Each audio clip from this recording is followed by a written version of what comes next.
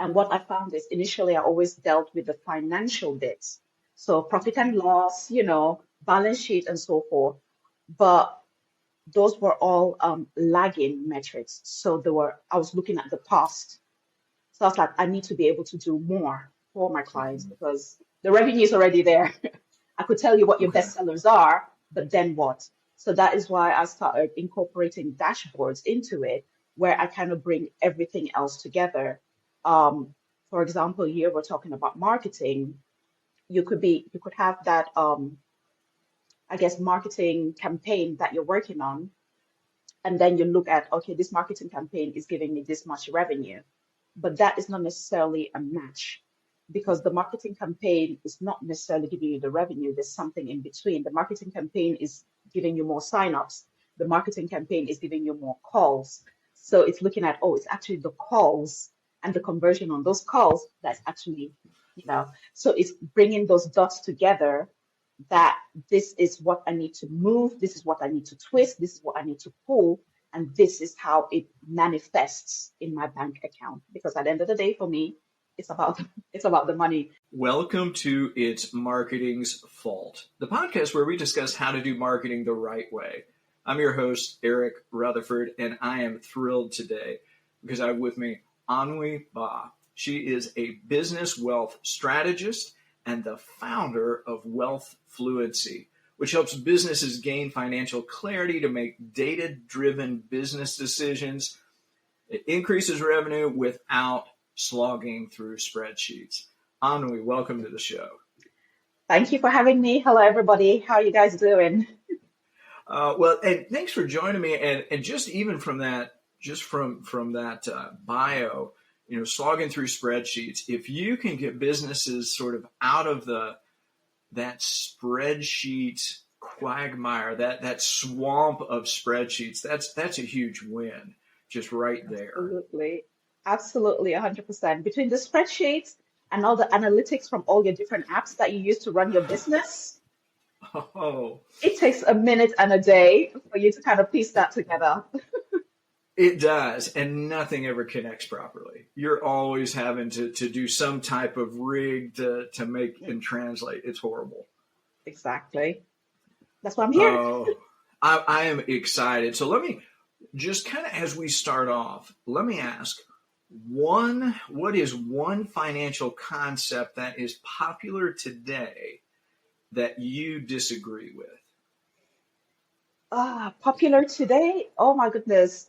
Everybody's stating their revenues, the 6-figure business, the 7-figure business, the 8-figure business, which is very abstract. And again, I'm assuming it's revenue, but usually is equating revenue to a successful business.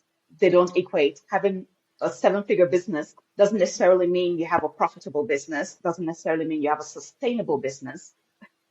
It's just a number. And again, it's not time bound.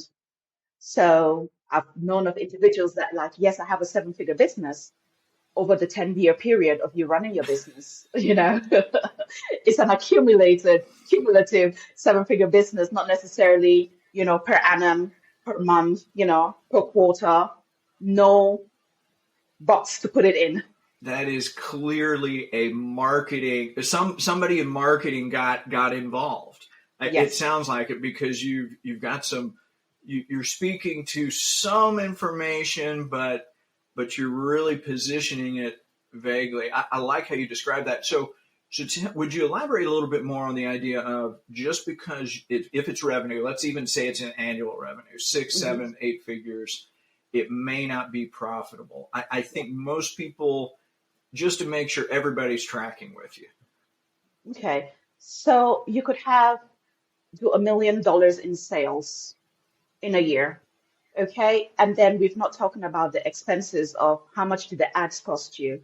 How much did your team cost you? How much are you paying yourself? How much of that is coming, out of taxes? And we've had $1 million businesses that end up with 10K. And wow. Is it reasonable? Again, I am not the judge. For me, it's not reasonable. I am not going to work my ass off for $1 million just to end up with 10K. So it's that we're looking at. What happens at the end is fantastic and it's great that you're able to bring in $1 million because that is already its own skill set. But can you keep much of it? And that is where, the wheels fall off the wagon because most businesses cannot keep that amount of money. And you wouldn't because, again, it takes money to run a business. But how much of it are you using to run your business? Are you basically living to run a business, or is the business there to help your living? All right, folks, a quick breather here. In my time building my business, I've come to a profound realization. Certain tools can be a game changer. That's why I'm excited to talk about Lead Feeder. It's a tool that helps you cut through the data and turn those website visitors into solid leads. Lead Feeder shows you which companies are checking out your site, tracking their behavior, and integrates all this with your CRM. Result? Your secret weapon for targeted lead engagement and making it easier for your team to convert website traffic into sales. Head to leadfeeder.com for a free demo and get a free extended premium trial when you let the rep know that you found about Lead Feeder through the It's Marketing's Fault podcast. All right, back to the show. And that's a big difference in perspective. Are you living to run your business, or is your business there to help you live? Like that those are two totally different perspectives. Is that something where, do you talk to people who don't realize that they're like living to run their business? Is that like, are they just unaware? Or I'd just love to hear your perspective. It's more about putting a label on it. They're not necessarily putting a label on it, but they are aware because you left your corporate 9 to 5 and now you're doing 9 to 9, or you left your corporate to spend more time with your family, but your kids are calling you uncle and auntie, just little things like that. You left because whatever your why was, you found yourself now 5 years later not getting any of the whys that you started your business for. So the signs are there, but you're not necessarily labeling it as that. I appreciate that distinction, and that makes sense, where people, it's like something's wrong, but you just don't have a term for it. You don't have a label. You're just like, well, I'm working as hard as I can. Yeah. But that label makes a difference. It does, because then now you know what to focus on, what to look out for, what to potentially fix, because a lot of this kind of starts with you as the business owner. No matter how much I rant and rave on LinkedIn about, the issues of your financial management, until you do not recognize it within you and your business, I could, talk until I'm blue in the face. So it always starts with you, with that awareness that there is something wrong. It shouldn't be like this. There's a better way. Well, but sometimes it really is just, like you say, it's a label, it's acknowledging it, and it's just really doing almost personal audit. Like, hey, is this right? What's wrong with this picture? Like this shouldn't be. Exactly. It shouldn't be. And again, the grace that you shouldn't know all the answers, because we give ourselves the CEO label, and all of a sudden we're CEO and, we're omniscient, omnipresent, everything. It's like, no, you're still the same Joe you were yesterday before you became a CEO. So you are allowed, give yourself permission not to know everything. You're not meant to know everything. That's big, because I know, just even with my own business, I've had 2 or 3 cracks at it over the years. And the first time I did it, 15 plus years ago, I fell into that camp, right? I thought, I should know all this. I wasn't asking questions. I was just trying to figure it out on my own. Failed miserably because I did exactly what you were talking about. I didn't give myself the grace to not know everything. I didn't seek out that information. Now I'm trying to do it much differently. So I think that is a big factor. I think we just get stuck in our own head. Absolutely. We have a lot of expectations from ourselves. We hold ourselves to a very unrealistically high standard. and it burns us sometimes. That's just, Mhm. I guess, human nature. I think it is. I think it is. And that kind of leads us into wealth fluency. So tell us about wealth fluency. What is it? For me, it was being fluent with, well, we're fluent with English, we're fluent with our second language, we're fluent with, our zone of genius, but we're not necessarily fluent with wealth. And why I went for wealth fluency rather than financial fluency was that wealth is like the end goal, and wealth is your bigger purpose. We all each have our own definitions for wealth. And I kind of break it down what the W means, what the E means, what the A means to kind of say, okay, we really have to think about this. And with that as well is understanding that your business, and I say this 110% of the time, your business is your best, cheapest, most controllable wealth building vehicle. When we think about wealth, everybody goes stock market, property, be a musician, royalties, but you have a business there, and it's the easiest way. And again, this is comparing it to the others. It's the cheapest because you could start with zero, literally zero, not, the little move arounds that you do with property and and all that. And it's the most controllable because you can control how much you make if we're being very, very intentional about it. So that's why I went with wealth is you have the best vehicle to build wealth. Let's build wealth with it. And whatever wealth means to you, let's do it. You already have it. Let's optimize it, crank it up.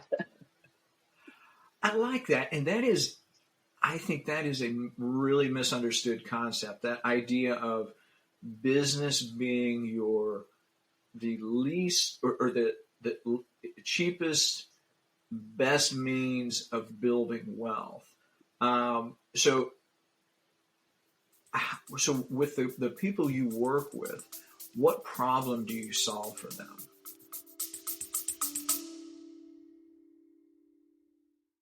All right, folks, a quick breather here. In my time building my business, I've come to a profound realization.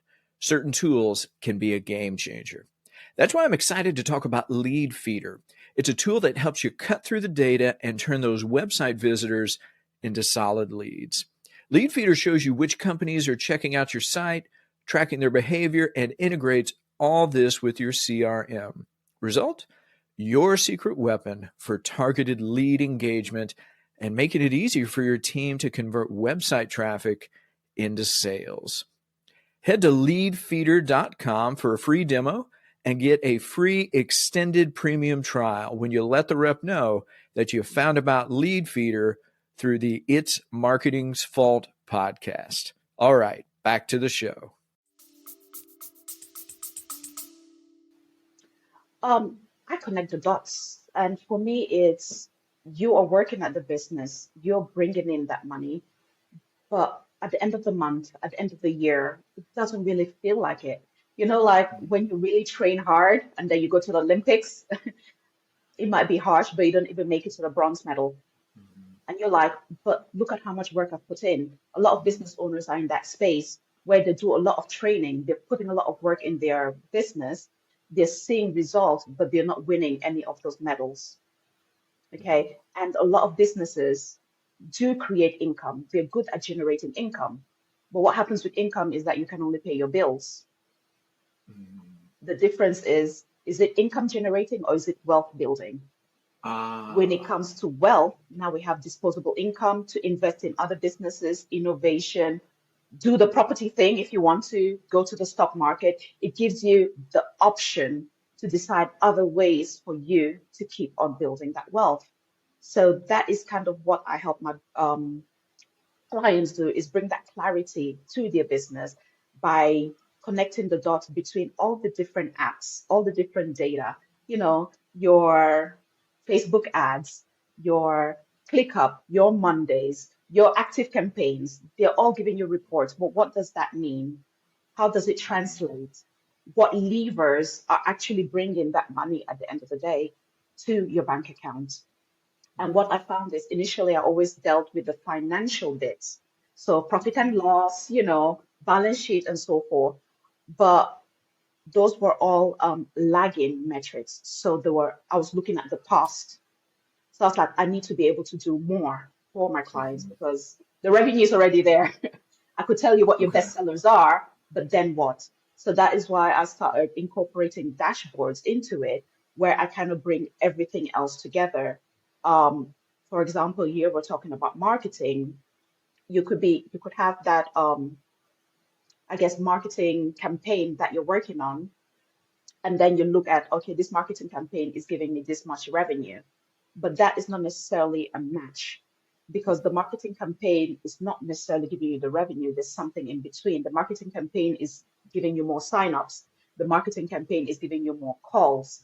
So it's looking at, oh, it's actually the calls and the conversion on those calls that's actually, so it's bringing those dots together that this is what I need to move, this is what I need to twist, this is what I need to pull, and this is how it manifests in my bank account. Because at the end of the day, for me, it's about it's about the money. So how do I link this all up together? Are my ads giving me the ROI I think it is?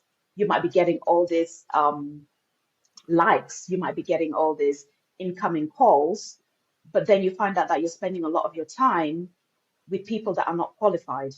Mhm.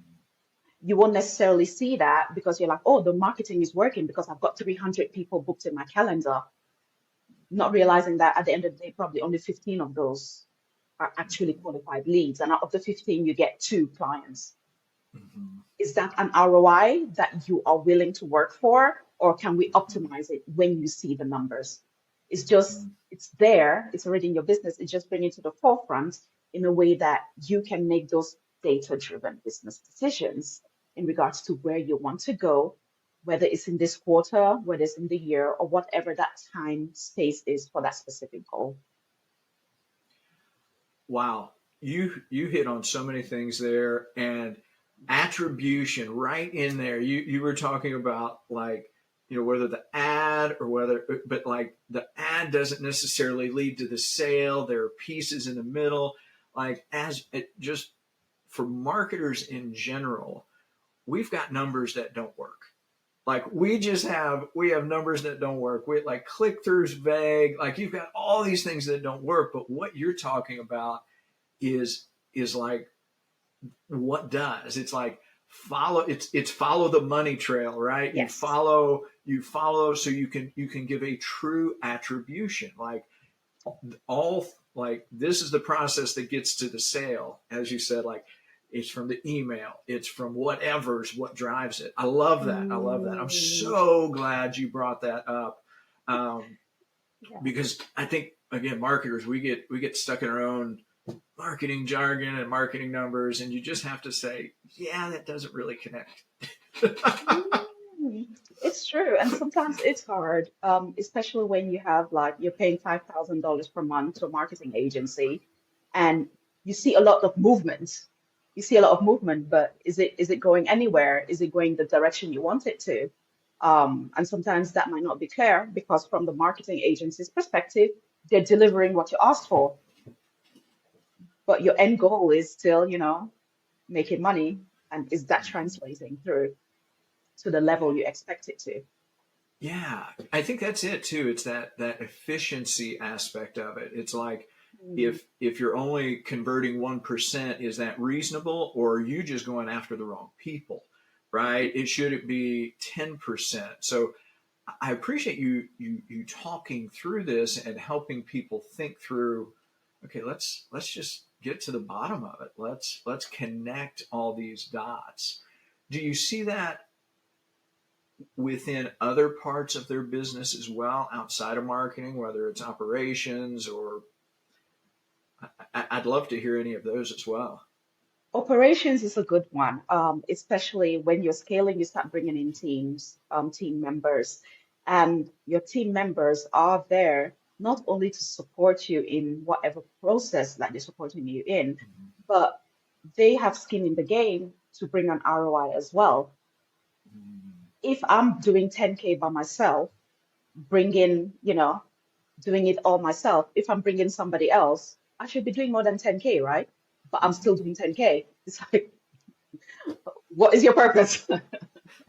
you know. So it's looking at that and okay, how is my team performing? Okay, what could I look at differently? Sometimes it could be the length that they're on a sales call for, if it's a sales team, or sometimes it could be the number of proposals that are going out. Like, is you are able to pinpoint exactly where in your sales process you're falling through. Sometimes I've seen slightly bigger companies go straight into sales training when it's not necessarily training that they require. It's, giving them slightly more stringent timelines in regards to how long they stay on the call. So the analysis has shown that people that are on, sales call for 30 minutes tend to convert better than those that are an hour on a sales call. What does Wow. that mean? What does that look like? So it's not training, is it? But you will not see this when you're not looking at those numbers to say, oh, there's a correlation between how long they're on calls and converting, or there's a correlation between how soon we send out a proposal and a conversion, you know, or there's a correlation between, certain products. I might have noticed that John is better off at selling my group programs compared to my one-to-ones, whilst Susan is fantastic at selling my merchandise. Again, you might say, oh, because one person is not converting. It's again leveraging the strengths of your business and also leveraging the strengths of your team members. So I see that in our operations a lot. So when I'm building these dashboards, all of this comes top level because those are all the different things we're looking at. And then you're able to move people around and make those decisions so that you can see the difference in the next update of your metrics, in the next, feed that we get either from your Google Analytics or, from your Calendly or whatever that might be. Another great place where we see is sales. Um, sales, sales and marketing tend to merge a lot. And I try to, slightly differentiate it in my head in regards to, sales is the conversion piece, whilst marketing is all the brochures beats, if Mhm. just to it. But in sales as well, there is that slight difference in regards to what sales activities are actually creating the conversion. Worked with a client that they were doing sales calls and that was not necessarily converting as much. But again, because they're in the coaching space, it seems like it's a thing that you have to jump on sales calls. Uh, we ran an experiment and they just actually just sent a Google Doc of what it was that they were offering. And they found that they were getting more conversions with a Google Doc than they did actually jumping on sales calls. Wow. And again, that came up because I was able to bring, the data.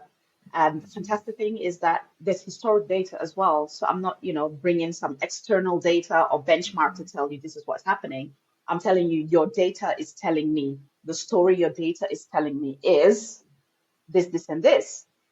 The insights I would say is, okay, this is working for you. These are some red flags that I would think you should look at. You, as the CEO, make the final call. Where do we go next? And after a while, you can start seeing it because it's all there. And the great thing about it is they don't have to piece it together. You don't have to take your Calendly to then figure out, okay, I had this many Calendly calls, and then look at my QuickBooks. Okay, from this many Calendly calls, these are how many people convert, and these are how many people paid, and these are how many people are on a payment plan. No, I bring it all together for you so you know exactly what your Wow. forecast is, what it looks like, and you're like, okay, for the month of May, I had, 4 calls, 3 of them converted, 2 of them paid in full, one of them is on a payment plan. You got the link. And you can say, okay, I'm Wow. getting more people that pay in full, so I should probably promote that more. That should be my Hmm. first thing rather than the payment plan. So it's bringing this, Lego pieces. Your business is Lego pieces, and sometimes the business owner does not have the time to look at the box and then build, Hmm. the spaceship. Which one is it? Star Wars spaceship. They don't have the time, but they know they need to build a spaceship. That's with what a lot of my clients, they know they need to look at their data, but either they don't have the time or kill me now if I have to look at numbers kind of person. Those are the two people I deal with. So it's like, okay, don't worry about it. I've got all the Lego pieces. I'm going to build a ship for you. You just need to decide where this ship is going to go based on, I don't know, maybe the left engine has gone. Are we going to stop and fix it, or are we going to fly with one engine and fix it as we fly? So it's kind of bringing clarity, kind of bringing a shape to your Lego pieces. Wow. I love that description. I really do. And just seeing the interconnectedness of systems and data, and realizing you don't have to do a massive overhaul. You just start with what's there and begin the process of doing it better, really, Yeah, of just gaining that efficiency. yeah. A lot is already there. There's a lot of data already in your business. And even when I kind of, onboard a client, there's some cleanup that we need to do. But also during the cleanup, you're like, oh, I didn't know that. Like one piece of information is, oh, like in your QuickBooks, you're calling your products a different name, whilst in your CRM, you're calling it a different name. And then there is no, so even when I'm coming in, I was like, okay, let's start putting these things together. We start doing some cleanup, and you already have light bulb moments from there in regards to the quality of your data as well. So it's not a pointless exercise. It's not, again, you going out of your way, because there are some administrative things you need to do that have no benefit, but it's administrative. This is not it, because even from the simple naming culture between your systems, it's a win for you. Oh yeah, yeah. I'm having like these nightmare flashbacks to working with databases, and internally that I've got my translation table because I know this field equals this, but they're not named the same, and then it's a different data type, and I'm just having flashbacks here for a minute. I'm like, whoo. So I totally get what you're saying. Um, but bringing it to the forefront so that they can see it. I like how you described it. It's people who either don't have the time, probably, or people are just like, I hate numbers. Just make my numbers easy for me to understand. Yeah, And if you can do that, that changes the game. absolutely. They say, what is it? A picture is a thousand words, Yeah, and people that love is true. pictures. So And that's what I that's do. true. I love it. I love it. And that kind of moves us a little bit into the money mindset. Now I know you've written Mm, about that, you've talked about that. I realize on my list I got a couple of questions flip flop, so I'm gonna start with what is the idea or this concept of the money mindset? your habits, your thoughts, your routine, your responses around money determine how successful, whatever success means to you, how successful you are in your endeavors. And whatever your personal, however you're dealing with your money personally, this translates into your business. I could look at it and kind of start identifying certain things. You know, it could show up in your pricing strategy. It could show up in your hiring strategy, how you hire people, what kind of people you hire. Again, we could link it to your money mindset. Just certain aspects, certain glitches in your business, I could link it Mhm. up back to your money mindset in regards to is this why? Have you looked at this? Is it something that we can explore to see why it is that you're um, underselling? Why is it that the team members that you seem to attract are the budget guys? Why is it that you struggle to pay high value or premium for something that you know you need? You're always, Mhm. nickel and diming and trying to DIY things. Why is that? And all of this is not necessarily to say it's right or wrong. For me, there is no right or wrong when it comes to money mindset. It's more what is increasing my wealth and what is depleting my wealth. Because for everything out there, there's a back and front. It's like a coin. Um, that same attribute that we're saying, like, wow, you're a saver, that is amazing. It's like, yes, but when you're in business, we have to reinvest in our business. We have to invest in innovations. We have to invest in building an A team. So if you're, hoarding your money, it's not helping the business. But again, theoretically, having a saver mentality is the thing to be. Mhm. So it's looking at it, it's like there's no right or wrong. For the important thing is being aware. The important thing here is leveraging your mindset. A lot of, I would say, what is out there is more around changing your mindset. Okay. I'm very much, why change? Look, we've got 80 years on this planet, yeah? Let's not spend 70 of it trying to change it. Okay. So this is the way we are. This is the way you are. How do we leverage this to make sure that it's making us a whole lot of money? And how do we mitigate it? How do we put boundaries in place so that this same thing that's making us a lot of money, it's not costing us money as well? So Mm. it could be simple things like, having an accountability of some sort, or it could be before doing a purchase, I ask myself these three questions. If I don't get three yeses, I sit on it. Mhm. It could be simple, don't buy things immediately, sleep on it for 24 hours. Again, we're not talking about major overhauls. We're talking about little things you can put in place to make sure that your money mindset is not depleting your wealth and is Mm. not showing up in your business in a way that you're working 90 hours, but you're only seeing 5 hours work. Mm. So it's a lot around leverage. And this kind of came about because of Gallup's research as well around employees. And they did research where they show that employees or employers that leverage or work with their employees' strength saw a 40% increase in profits or in revenue. And I'm like, Wow. so all I have to do is just allow you to be you, and I see 40% increase in my revenue.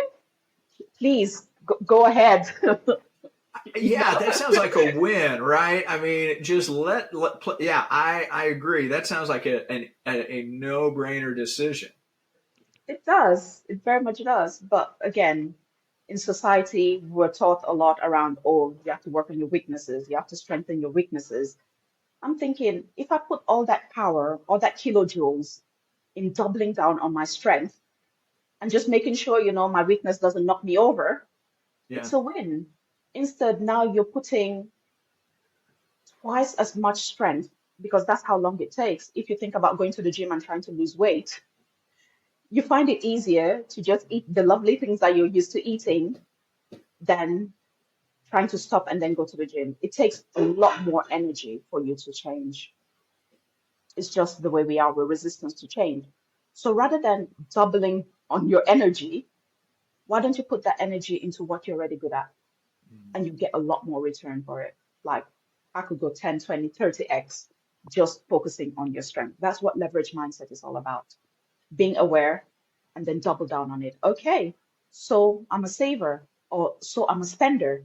Okay, how do I leverage this attitude of mine to make sure that it's benefiting me?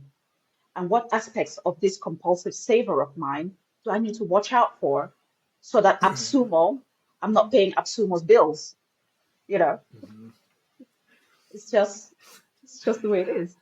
I that is so refreshing because now that you have said it, I realize all the books I've read, all the things I've read, listened to.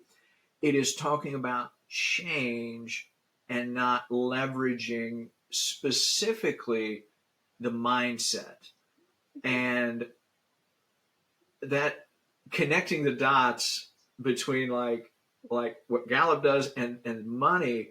Like I never did that, like, but it makes so much sense. Instead of trying to completely change how we're wired, just use that and work with it. Absolutely. Yeah, okay, Absolutely. that you got me sold on that. Yeah. So let me ask this because I was reading a LinkedIn post and you were talking about this leveraged money mindset, Yeah. and you gave like 5 tips. They were. I won't ask you to think of them from memory. You may know them, but you talked about embrace trends, not panic, Mhm. trust your spending plan, make decisions with confidence, think long-term cash flow, and build a strong foundation. Is there one of those that's more important than the others, or are they all pretty much equally important? I would say they build on each other. So when Okay. you have a strong foundation, then you can do things with confidence because you know your foundation is solid, you know. And then when that is, when you're doing things with confidence, you're not swayed by trends because you know, okay, this is my foundation. This is currently happening, but this is my foundation. So I could pivot, I could twist, but I'm not necessarily overhauling. A bit like in the LinkedIn world when the algorithms change, there's this panic slew of posts about the algorithm has changed. It's like, and you know, it's going to impact reach, okay, but your original plan, your original foundation was X. Keep doing X. They are going to keep doing whatever they do, and then your spending plan as well. And I go for spending plan rather than budget because it's again leveraging the mindset in regards to this is what I want to do, this is where I want to spend my money. Whilst usually budget is this is what I have, so this is what I could afford. So I'm looking at spending plan from an expensive rather than budget.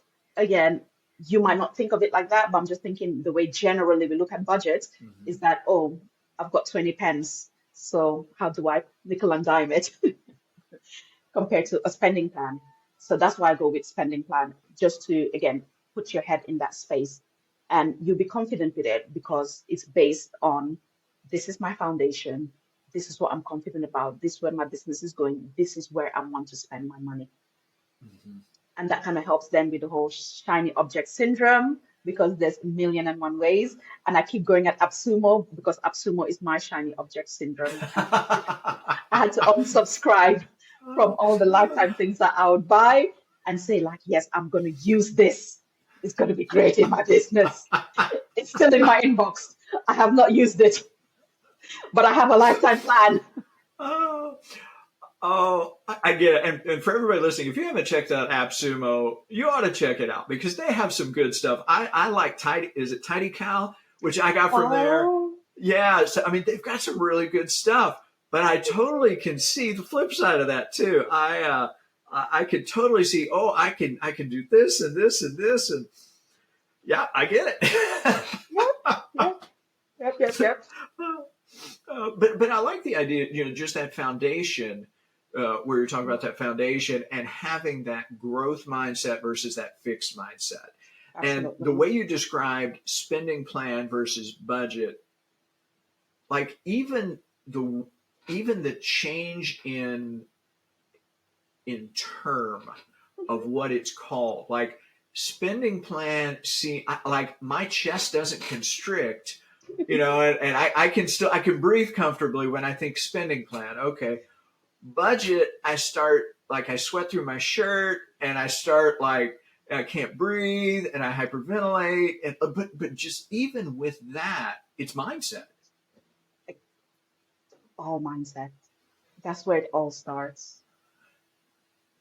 That is fascinating, and by leveraging that mindset, it sounds like too it counteracts a lot of fear that we have. And Yep. I'm sure and all of us have different fears and different triggers and everything, but it sounds like it sort of lowers that fear or at least helps you respond well.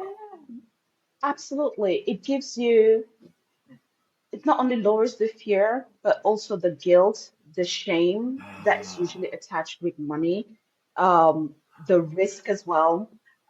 When it comes to everybody's a bit risk averse, everybody's a bit, where do I spend my money? But then you're, it's more calculated. It's a calculated risk because at the end of the day, nothing is guaranteed, but it's more calculated and you thought it through. And most times as well, you start running scenarios in your head on your own and more realistic scenarios, not Armageddon. Because usually we go to Armageddon, I do not know why, like end of the world. that's But where we go first, right? It's like always, this is always. Always, it's our go-to scenario. The world is ending. But that is what it allows you to do. It allows you to be more receptive. It also lowers the resistance because your business is your thing, it's your baby. You've been nurturing it for so long. For somebody to come and say that you might be doing it wrong, for somebody to say that, oh, you have to, rip out the carpets and do everything. It's, you know, you do that. But having that mindset that we have to, shimmy and jive with not only what's happening with the economy, but also what's happening with our customers. They Yeah. are changing as well. They are shifting. They are moving. So how are we? It's a tango. We might be waltzing, and then things have changed, and our customers are doing a tango, and we're still waltzing. There's that disjointness, and then that's the way we, fall behind on competitiveness, fall behind on being up to date, fall behind on, maintaining the clients we have, let alone winning new clients. So it's understanding what the current dance is and be willing to learn it, be willing to incorporate it somehow, or be willing to accept it somehow within your business structure and model. Yeah, I think that, especially depending on the business, with just the what seems like the daily change in technology and things of that nature, you're just seeing so much happening. You really have to be willing. You don't have to like it, but you have, like you say, you have to be willing to accept it and adjust to it. Absolutely. It's the nature of the beast. There's It there's not much to it. it is. It's something else you mentioned, which I thought was really fascinating when talking about mindset. You mentioned things like guilt and shame right before we started talking about risk aversion. Like we could Mhm. spend like a week talking about those two things. I think when it comes to money, would you just elaborate? So for everybody listening, if you have never dealt with those like personally, like this would be really helpful if you have like I have. I bring all this up because like this is me. Um, I just want to make some other people aware of what these feelings can be like in the context of a money mindset. Okay. So if we're looking at those kind of feelings in business, I'm just going to tell you how these things could manifest in a business. When we're talking about guilt, shame, resentment as well, Mm-hmm. um, let's look at sometimes we purchase a course. Again, when you think of money as an exchange of energy, again, it's an exchange. It's both ways. Regardless of what you think, it's an Mm-hmm. exchange, even when there's nobody on the other side. So when we look at our thought process when it comes to paying our taxes, what is the feeling we're attaching to the money we're sending to the IRS, HMRC, whatever your thing might be in your country? What's the feeling we're attaching to it? Usually it's annoyance, usually it's resentment in regards to that money that comes back, you know. When we're thinking of, as I was mentioning earlier, a course that we might have purchased and the course did not deliver what we thought it would deliver, we start feeling guilt that we got scammed. We start feeling guilt, I should have known better, you know. That then gets attached to that money. It comes back, you know. Um, Shame in regards to affordability as well. You might see something that you really want to, purchase. It could be new machinery, it could be software, it could be an individual you want to hire. Then when you approach it, you realize that it's, above your budget at the moment. Mm-hmm. So we feel shame that I should be doing better by now. I should be able to afford this. Then it's like, but why? Not everything has to be within your budget. Not everything you should be able to afford. It's okay to say, it's not for me right now. It's not within my sphere right now. And they say, what is it? Is it clarity is hindsight? What's that hindsight quote? Oh yeah, it's hindsight's 2020. Yeah, you might find out later that Oh, that course or that individual that you wanted to work with was not right for you after all. mhm, But you wouldn't have known that, 6 months ago when you were dying to jump on it. mhm. You found out 6 months later, either by speaking to somebody else that has worked with them, or something coming out in the news, or finding something better suited to your business and your energy and your type. So that is kind of how those things would manifest in your business as a business owner. Yeah. So if you're listening and those things have never come to mind, like I think we forget that business is it's not only numbers. Like numbers are key to understanding our business. Man, there's a lot of emotional stuff that goes in there too. Man, and I'm convinced the emotional stuff is the messier sometimes. The numbers at least you can follow and make sense of them, but how we react, man, And that that's a is the different story. most important part, Eric, because I could give you the numbers, I could give you the pictures, I could give you the insights. Only you can take the action. And because of that, your emotional state, your decisiveness state, how quick you take action, all of that then is all up to you because you can have the numbers clear as day. But if you're caught up in all these other limiting beliefs, my numbers don't mean anything because you're delivering the value, you're not delivering the transformation, you're not delivering the ROI, which are intended for it to, and which you within yourself, you kind of know that that's what you want. But for the life of you, limiting beliefs, self-sabotage, all of that is coming into play. All your gremlins, having a party somewhere in your mind. They do, yeah. They hang out quite often, and they raise quite a ruckus. But those things are, and I think that's important that we recognize them. And so if we have to be willing and open to make the adjustments based on the data we see. We can't if we don't we can't, as you say, we can't grow. We definitely can't leverage our wealth. It's just it defeats itself. Absolutely. What I found with working with the various clients is that the higher you want to go, the bigger you want to scale, the deeper you have to dig. You know, it's just like, when you're transplanting a plant and you're taking it from, the seedling to a bigger pot, you have to dig so that the roots can go further down, right? So that the plant can grow plantier. That is not a word, but never mind.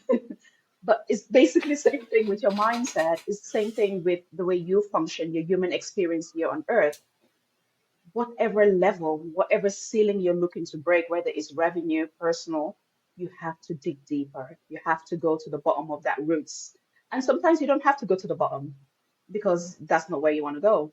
But if you want to go further, you dig deeper. That's just the way it is. That is us. It is, and I appreciate you bringing that up because sometimes, again, it's a mindset shift. It's just an understanding shift, and so let me ask, as I've got like a couple of questions because like time's been flying by, and this has been awesome. I've loved this conversation. One of the things you mentioned earlier, the idea of wealth fluency, was this idea of becoming fluent in wealth, and so with that comes some financial literacy and understanding how the wealth occurs. So for business owners, like where should they start? Maybe they're, obviously some business owners are way down the path and they Mhm. know a lot. Maybe some are just like, I don't know much. What's one place they can start? So for me, it's starting with, I guess, having that separation in regards to you need to know, you don't need to master. We're trying to master Ah, everything. It's like you just need to know. All I need you to do is know you've got profit and loss. And these are the two numbers from your profit and loss we're looking at. And this is what it is. You've got your balance sheet. This is what we're looking at. It's a snapshot. That's all it is. Let's move on. So it's just knowing those basics and not trying to master it. Absolutely not. Get your accountant, get your bookkeeper. For the love of God, get an accountant, get a bookkeeper. Don't do it yourself, please. I grovel. Don't. But that is the first step. But the reason also I say you need to understand is because what I found with a lot of business owners, when they get this accountant, is that they abdicate rather than delegate. And I'm like, I need you to delegate. You are the boss. Don't abdicate. And when you abdicate, you're like, you deal with it. You're responsible for the decisions. And that is a very dangerous place to be as a business owner. That is the way scams happen. That's the way embezzlements happen and all of those things. That is the way you are late on your payment because you expect the accountant to do it for you. You expect the accountant to keep tabs on you. And you have to understand the kind of contracts that you have with these people. Some, they go that length and that mile, but in the core of it, that is not within your role if we're going strict what an accountant does. So my starting place would be, again, try having a basic understanding of those financials that are coming in your business. And because I support a lot the profit first model, where, it's a Mark Michalowicz method where every revenue that comes in, so know what your revenue is. Before you allocate what you're doing for expenses, you want to take out your profits. You want to take out your operational costs. You want to take out your profit, operational costs, taxes, and owner's pay. Those are the four things you need to take out with every revenue drop you get before you do anything with expenses. What currently happens is that you have a 10K launch, 6K has already gone in expenses. We have no profit. We don't have our operational costs. We've not put anything for our taxes. And worst of all, we don't pay ourselves. Like CEOs are chief volunteer officers in their businesses 110% of the time. you know, like charity 101, that's what they are. And for me, that is the starting point. What is your profit? Force it if you need to be. And that's what like the profit first model does. It forces you to think of these things first so that your 10K, your 20K launch doesn't get all swallowed up in expenses because you're intentional that I need to make a profit, I need to pay myself, I need to cover my operational costs, and I need to put something away for taxes. The amount of times I've worked with, usually these are consultants actually, that they get their pay and they spend it, and then the tax bill comes. So let's say the tax bill comes in May, and usually tax is retrospective, isn't it? You should have already put those away for taxes. But what tends to happen is the tax bill comes in May, then they spend June, July, August to then put the money together to pay the taxes that because they were not putting anything aside. So now their future pay is to pay a back payment of their taxes. So profit first, that would not happen because every invoice that gets paid, you're putting something aside for your taxes. So it's just, again, those little things that you put in place. And a lot of this as well kind of supports the whole leverage mindset that if I know I'm going to spend my whole thing, I'm going to put these little things away, knowing that what I'm spending doesn't then impact everything else in my business. I won't spend the next 6 months to put money together to pay a tax bill that was for the last 6 months. So that is where I will start. Look at profit first. Look at putting these buckets in place in your business. Profits, owner's pay, operational costs, and then taxes. I love that. I do. And I appreciate that. Everybody listening, take all of that to heart. Listen to that section again of this podcast. Check out that book as well. And that mindset, it is a way of thinking that can change everything. So, Anwin, we are out of time, and I like it just evaporated. I don't know where it went. This has been so fun. So, if people want to contact you, they want to find you, where would you like them to go? Oh, my party house is LinkedIn. So you can totally find me there, engage with me. Any questions, please come along and ask away. Awesome. So for everybody listening, I'm going to drop her LinkedIn contact info in the show notes. Please connect with her, read her content, ask her questions. She has just an incredible wealth of knowledge and expertise. Anwin, this has been a joy today. Thanks so much for joining me. Thanks for having me, Eric. Thanks, everybody. Thank you very much.